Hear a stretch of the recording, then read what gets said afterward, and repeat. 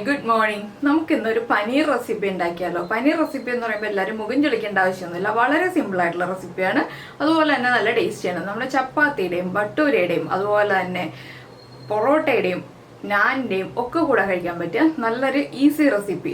ഒരുപാട് ഇൻഗ്രീഡിയൻസ് വേണ്ട. നമ്മുടെ വീട്ടിലുള്ള കുറച്ച് ഇൻഗ്രീഡിയൻസ് ഉപയോഗിച്ച് കുറച്ച് പനീറും ഒരു 200 ഗ്രാം പനീർ ഉണ്ടെങ്കിൽ 4 പേർക്ക് സുഖമായിട്ട് കഴിക്കാം കേട്ടോ ഈ ഒരു അളവിൽ.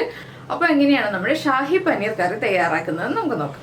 നമുക്ക് നമ്മുടെ ഇൻഗ്രീഡിയൻസ് നോക്കാം. ഞാനിപ്പോൾ ഒരു 200 ഗ്രാം പനീർ എടുത്തിട്ടുണ്ട്. അതിലേക്ക് ഒരു 3 അല്ലി വെളുത്തുള്ളി, നല്ല എരിവുള്ള ഒരു പച്ചമുളക്, ഒരു പീസ് ഇഞ്ചി എടുത്തിട്ടുണ്ട്. പിന്നെ കുറച്ച് കാഷ്യൂനട്ട് വേണം. പിന്നെ കുറച്ച് സ്പൈസസ് വേണം. സ്പൈസസ് ഒക്കെ നമുക്ക് ചേർക്കുമ്പോൾ പറയാം. പിന്നെ വേണ്ടത് ക്രീമാണ്, ഫ്രഷ് ക്രീം. അതുപോലെ തന്നെ ഒരു തക്കാളി, ഒരു സവോള, കുറച്ച് ഇൻഗ്രീഡിയൻസ് മതി കേട്ടോ. പിന്നെ വേണ്ടത് കസൂരി മേത്തിയും മല്ലിയിലയാണ്. പിന്നെ നമ്മുടെ വീട്ടിലുള്ള പൊടികളൊക്കെയാണ് വേണ്ടത്. അപ്പോൾ നമുക്ക് ആദ്യം പനീർ ഒന്ന് കട്ട് ചെയ്ത് ഫ്രൈ ചെയ്തെടുക്കണം. ഷാലോ ഫ്രൈ ആണ്, ഡീപ്പ് ഫ്രൈ അല്ല. അതുപോലെ തന്നെ നമ്മുടെ തക്കാളിയും സവോളയും ഒന്ന് സ്ലൈസ് ചെയ്തെടുക്കണം. നമ്മുടെ ഇഞ്ചി, പച്ചമുളക്, വെളുത്തുള്ളി ഇതും ഒന്ന് ചെറുതായിട്ടൊന്ന് കട്ട് ചെയ്തെടുക്കണം. ഫൈനായിട്ട് കട്ട് ചെയ്യേണ്ട ആവശ്യമില്ല, ജസ്റ്റ് ഒന്ന് സ്ലൈസ് ചെയ്താൽ മതി. എന്താണെന്ന് വെച്ചാൽ നമുക്കിതെല്ലാം വഴറ്റിയിട്ട് അരയ്ക്കാനുള്ള കാര്യങ്ങളാണ്. അതുകൊണ്ടൊന്ന് സ്ലൈസ് ചെയ്തെടുക്കാം. അതിനുശേഷം നമുക്ക് നമ്മുടെ കറി ഉണ്ടാക്കാൻ തുടങ്ങാം.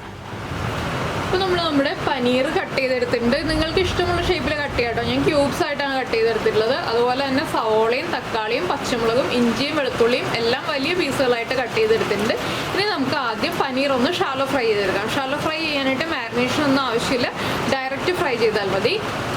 ഇപ്പോൾ നമ്മുടെ പാൻ ചൂടായിട്ടുണ്ട്. നമ്മൾ കട്ട് ചെയ്ത് വെച്ചിരിക്കുന്ന പനീർ പാനിലേക്ക് വെച്ച് കൊടുക്കാം. ഒരുപാട് ഡീപ്പ് ഫ്രൈ ആവരുത് കേട്ടോ, പനീർ ഹാർഡായി പോവും. ലൈറ്റായിട്ട് ഞാൻ കുറച്ച് ഓയിൽ ഒഴിച്ചിട്ടുണ്ട്. ഇതേ ഓയിലിൽ തന്നെ നമുക്ക് നമ്മുടെ വെജിറ്റബിൾസ് വഴറ്റിയെടുക്കാനുള്ളതാണ്. അതുകൊണ്ട് കുറച്ച് ഓയിൽ കൂടി പോയി എന്ന് വെച്ചിട്ട് കുഴപ്പമൊന്നുമില്ല.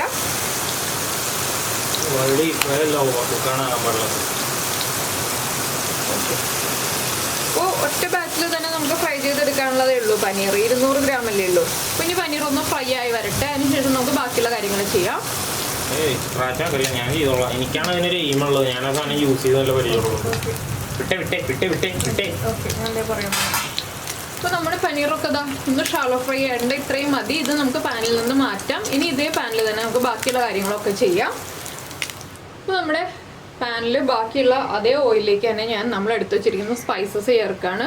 4 ഏലക്ക, 4 ഗ്രാമ്പു, ഒരു പീസ് പട്ട, ഒരു ഹാഫ് ബേ ലീഫ്, അതുപോലെ തന്നെ 2 പെറ്റൽസ്, തക്കോലത്തിൻ്റെ 2 പെറ്റൽസ് ഇത്രയും ചേർക്കുന്നുണ്ട്. ഇതിൻ്റെ കൂടെ തന്നെ നമ്മൾ കട്ട് ചെയ്ത് വെച്ചിരിക്കുന്ന ഇഞ്ചി, വെളുത്തുള്ളി, പച്ചമുളക്, സവോള, തക്കാളി ഇത്രയും കാര്യങ്ങളും കൂടി. ഇനി ഇതിലേക്ക് നമുക്ക് കുറച്ച് ഉപ്പ് ചേർക്കാം. ഈ ഗ്രേവിക്ക് ആവശ്യമായിട്ടുള്ള ഉപ്പ് നമുക്ക് ഇപ്പോൾ ചേർത്ത് കൊടുക്കണം. ഒരു 1/2 ടീസ്പൂൺ ഉപ്പ് ഞാനിപ്പോൾ ചേർക്കുന്നുണ്ട്. ഇതിൻ്റെ കൂടെ തന്നെ നമ്മൾ ഇനി ചേർക്കുന്നത് നമ്മുടെ കാഷ്യൂനട്ടും അതുപോലെ തന്നെ ഒരു 1/2 ടീസ്പൂൺ കസൂരി മേത്തിയും. പിന്നെ നമുക്കിതിലേക്ക് ചേർക്കേണ്ടത് പൊടികളാണ്. അത് നമ്മുടെ വെജിറ്റബിൾസ് ഒന്ന് സോട്ടായി വരുമ്പോൾ നമുക്ക് നമ്മുടെ മസാലപ്പൊടികൾ ചേർത്ത് കൊടുക്കുക. മസാലപ്പൊടികളും കൂടി ചേർത്ത് വഴറ്റുകയാണെങ്കിൽ പിന്നെ നമ്മൾ പൊടികൾ ചേർത്ത് വഴറ്റേണ്ട ആവശ്യമില്ല. അപ്പോൾ ആ പൊടികളുടെ റോ ടേസ്റ്റും കൂടി മാറി കിട്ടും. അപ്പോൾ നമ്മുടെ വെജിറ്റബിൾസ് ഒന്ന് കുക്കായി വരട്ടെ. അപ്പോൾ നമ്മുടെ തക്കാളിയും സവോളയൊക്കെ ഒന്ന് വഴന്ന് വന്നിട്ട് നമുക്കിനി ഇതിലേക്ക് പൊടികൾ ചേർത്ത് കൊടുക്കാം. ആദ്യം നമ്മൾ ചേർക്കുന്നത് 1.25 ടേബിൾ സ്പൂൺ മല്ലിപ്പൊടി. ഞാൻ പച്ചമുളക് നല്ല എരിവുള്ള പച്ചമുളകാണ് ചേർത്തിട്ടുള്ളത്. അതുകൊണ്ട് തന്നെ കാശ്മീരി ചില്ലി പൗഡറാണ് ഇനി ചേർക്കാൻ പോകുന്നത്. എരിവുള്ള മുളക് പൊടി ചേർക്കുന്നില്ല കേട്ടോ. കറിയുടെ കളറിനനുസരിച്ച് നമുക്ക് ഒരു 1.25 ടേബിൾ സ്പൂൺ തന്നെ കാശ്മീരി ചില്ലി പൗഡറും ചേർക്കാം.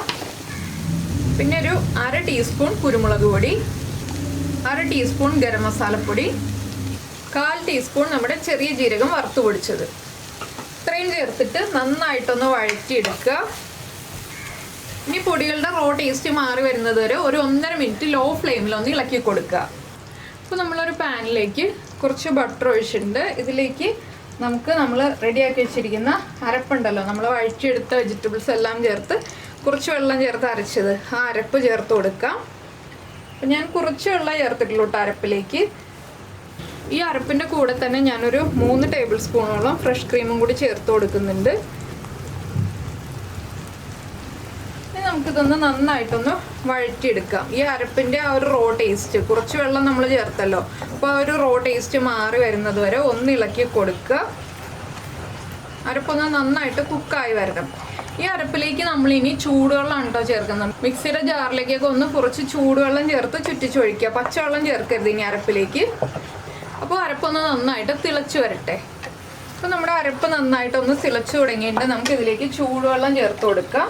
മിക്സിയുടെ ജാറിലേക്ക് ഞാൻ നല്ല ചൂടുവെള്ളമാണ് ചേർത്ത് കൊടുത്തിട്ടുള്ളത്. നമുക്ക് എത്രത്തോളം ഗ്രേവി വേണം എന്നുള്ളതനുസരിച്ച് നമുക്ക് ചൂടുവെള്ളം ചേർത്ത് കൊടുക്കാം. ഒരുപാട് ഗ്രേവി വേണ്ട കേട്ടോ, കുറച്ച് ഗ്രേവി മതി. എന്താണെന്ന് വെച്ചാൽ കാഷ്യൂനട്ട് ചേർത്തിരിക്കുന്നതുകൊണ്ട് കുറച്ചൊന്ന് തിക്കായി വരും. അതിനനുസരിച്ച് നമ്മൾ കുറച്ച് ചൂടുവെള്ളം ചേർത്തൊന്ന് ലൂസാക്കി എടുക്കുക. നന്നായിട്ടൊന്ന് തിളച്ച് വരുമ്പോൾ ഉപ്പൊക്കെ ചെക്ക് ചെയ്യുക. ഉപ്പ് കുറവാണെങ്കിൽ ഉപ്പ് ആഡ് ചെയ്ത് കൊടുക്കുക. ഒരു പിഞ്ച് പഞ്ചസാരയും കൂടി ചേർക്കണം. ഫ്രഷ് ക്രീമിന് മധുരം ഉണ്ടാവും എങ്കിലും ഒരു പിഞ്ച് പഞ്ചസാര ചേർത്തൊന്ന് ആ എരിവും പുളിയും തക്കാളിയുടെ പുളിയൊക്കെ ഉണ്ടല്ലോ അതൊന്ന് ബാലൻസ് ചെയ്തെടുക്കാൻ വേണ്ടിയിട്ടാണ്. അപ്പോൾ ഞാൻ ഒരു പിഞ്ച് പഞ്ചസാരയും കൂടി ചേർത്ത് കൊടുക്കുകയാണ്. ഞാൻ ഒരു പിഞ്ച് പഞ്ചസാരയും കൂടി ചേർത്ത് ഒന്ന് ഇളക്കി കൊടുക്കാൻ പോവാണ് കേട്ടോ. അതിന് ശേഷം ഉപ്പൊക്കെ ചെക്ക് ചെയ്യുന്നുള്ളൂ. നന്നായിട്ടൊന്ന് വീണ്ടും തിളച്ച് വരട്ടെ. നമ്മുടെ ആ ചൂടുവെള്ളവും കൂടി ഒന്ന് നന്നായിട്ട് തിളച്ച് മിക്സായി വരട്ടെ. അപ്പോൾ നമ്മുടെ ഗ്രേവി ഇതാ നന്നായിട്ട് തിളച്ച് മറിയുന്നുണ്ട്. നമുക്ക് ആദ്യം ഇതിലേക്ക് കുറച്ച് മല്ലിയില ചേർത്ത് കൊടുക്കാം. അതുപോലെ തന്നെ കുറച്ച് കസൂരി മേത്തി ചേർത്ത് കൊടുക്കാം. കസൂരി മേത്തി ചേർക്കുമ്പോൾ നന്നായിട്ട് കയ്യിൽ തിരുമ്മി ചേർക്കണം കേട്ടോ. അപ്പോൾ കിച്ചൂസാണ് കസൂരി മേത്തി ചേർക്കാൻ പോകുന്നത്. എൻ്റെ കൈ കൊണ്ട് തിരുമ്മാൻ പറ്റാത്തതുകൊണ്ട്. കസൂരി മേത്തിയും ചേർത്തതിന് ശേഷം നമുക്കിതിലേക്ക് നമ്മൾ ഫ്രൈ ചെയ്ത് വെച്ചിരിക്കുന്ന പനീർ ചേർത്ത് കൊടുക്കാം. പനീറിലേക്ക് ഗ്രേവി മുഴുവനൊന്ന് അബ്സോർബായി പനീറിലേക്ക് ആ പുളിയും ഉപ്പും എരിവും എല്ലാം പിടിക്കണം. അതുകൊണ്ടാണ് നമ്മളിപ്പോൾ പനീർ ചേർത്തത്. ഇനി പനീർ ഒരു 2 മിനിറ്റ് ഒന്ന് നന്നായിട്ട് ഈ ഒരു ഹൈ ഫ്ലെയിമിൽ തന്നെ കിടന്നൊന്ന് തിളച്ച് ഒന്ന് കുറുകി വരണം.